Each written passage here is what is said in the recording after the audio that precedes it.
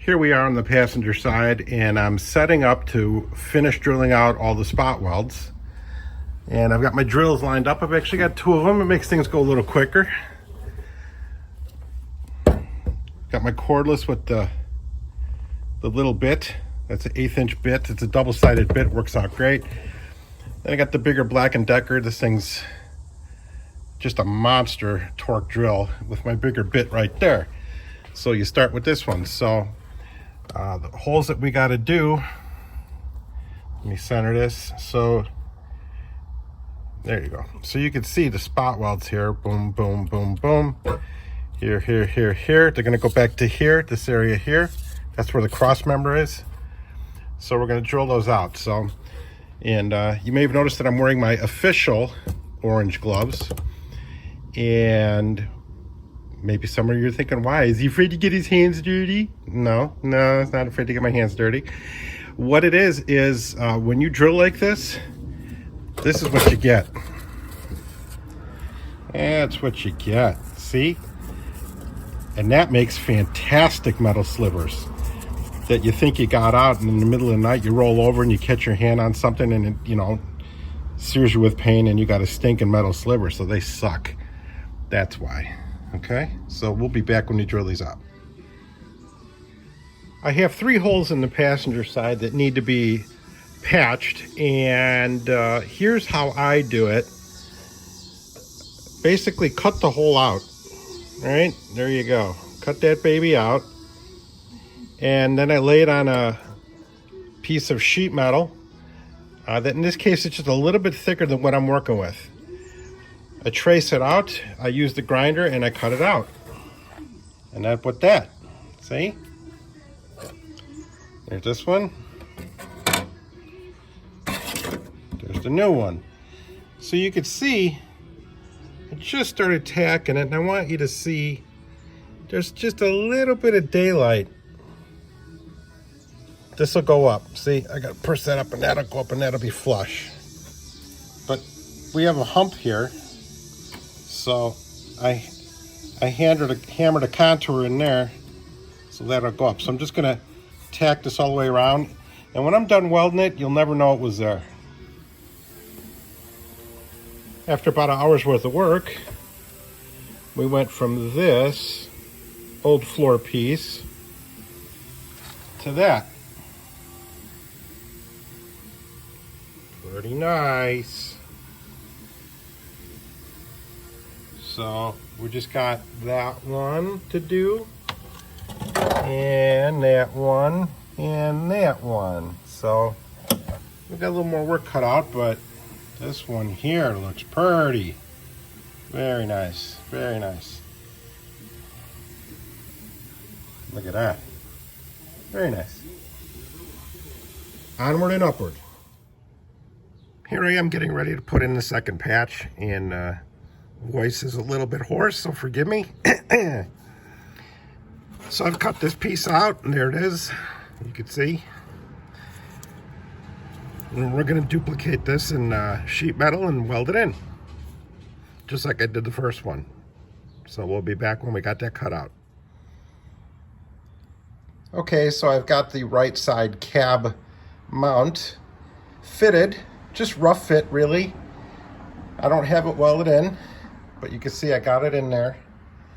Goes all the way back. And in order to get this mount in, here's how this has to go. You got to take the bolts out of all the mounts on this side. Okay? So here, that one, and the one all the way back. Sun's in the way, sorry.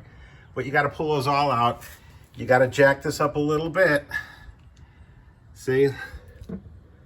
Just a little bit, so that you could snake this one in. And then you maneuver it, get all your gaps straight, get everything straight. You can see that one there. It does not go all the way back to the cross member. It's about 3/8 of an inch gap in there. So I'm not quite done fitting this, but I will be soon. Now you can see the underside of the floor. I actually POR'd it, as you can see that, along with the frame. Got POR on the frame. Just did it while I was waiting, so waiting for stuff to dry. I figured I would do this as well. So the underneath of the floor is POR'd, and I also did the top. Got all the patching done. So POR'd all that. I got it down to bare metal and then POR'd it. And I gotta say that, you know, in the world of paints and products where people make outrageous claims and stuff like that, I gotta tell you, POR is one of those few products that actually lives up to its name. It is hammer tough. It absolutely is. And also, if you get it on your skin and it dries, that's a tattoo. It's going to have to wear off. So there's the floor. Those are the holes for the bracing. I got to get a new metal patch for that. It's a plug, actually. I think they're still available. I got to order it. And I will paint this over, by the way. I'll end up using epoxy primer to seal it. You don't have to, but I'm going to. So we're moving along. So I'm going to finish fitting that cab corner. I'm going to weld it in, and we'll drop it back down on the mounts and tighten them up. We'll be back. As you can see, I just got finished installing the new cab mount, and I've got some seam sealer in there. Went all the way up, and there you go. Look at that. All the way back. Beautiful. Got the holes drilled for the rocker. You can see I sanded a lot of the factory primer off because I'm going to epoxy primer all of this to seal it, so she'll be weatherproof. But looking really nice. I'm also going to scuff up the bottom of that cap mount there. You can see it's still got factory primer on it, still shiny. We'll rough that up and we'll do epoxy primer on all of that to get this all sealed, make it weather tight. So she's coming along. So what we're going to do next is I'm going to get the rocker out, get the cradle that I made for it, and we're going to start fitting the rocker. Pretty cool. Pretty cool.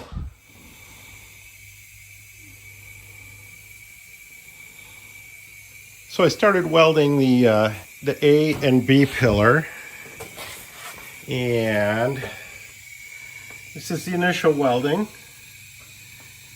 just to get her locked in. Here's the B pillar. As you can see, got it welded, and I did initial grinding. Looks pretty nice. You see those contours are pretty lined up.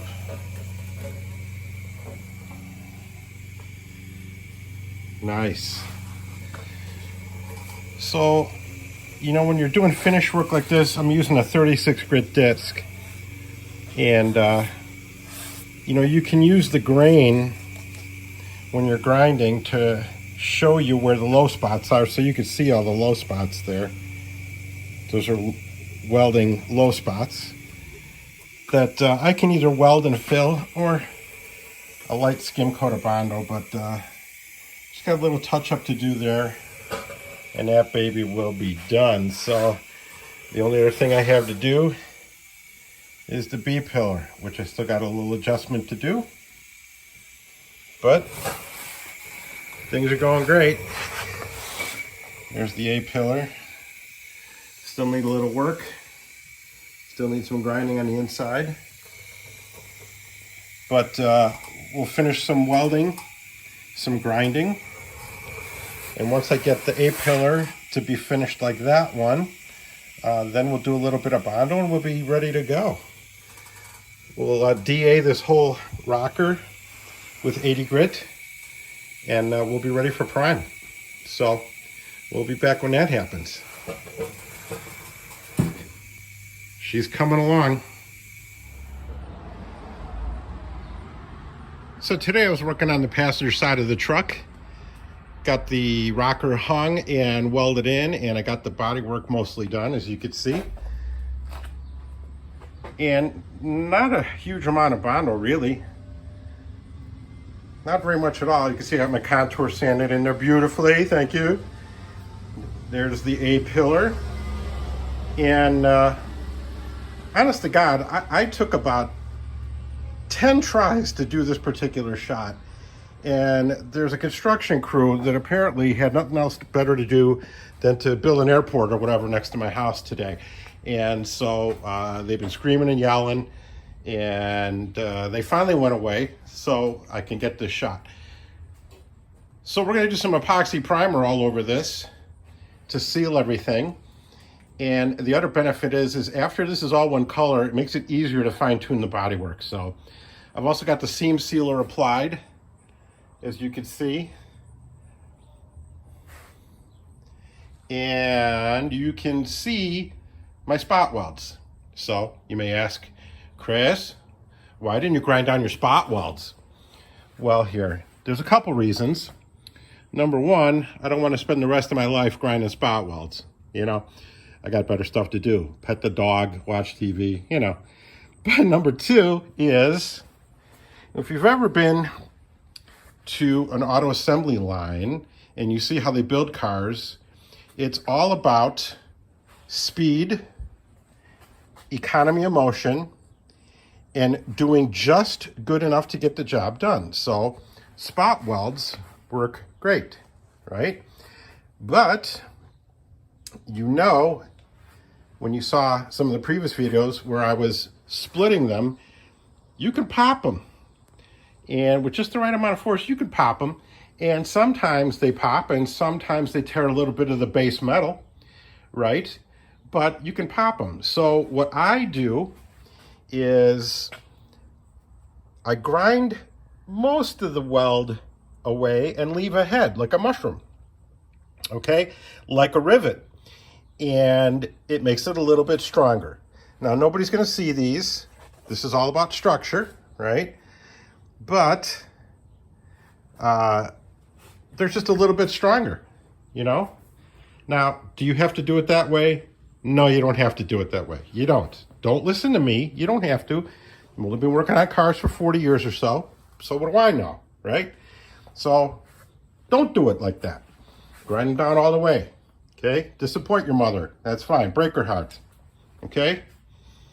Sorry, Mom. Your kid's not listening. Okay. Do it whatever you want. But that's how I like to do it. So if you're inclined, grind them down all the way. Meanwhile, I'll be inside having a cold soda, okay? So we're gonna get this thing in epoxy primer. It'll look much better when it's all in epoxy primer. And we will be back.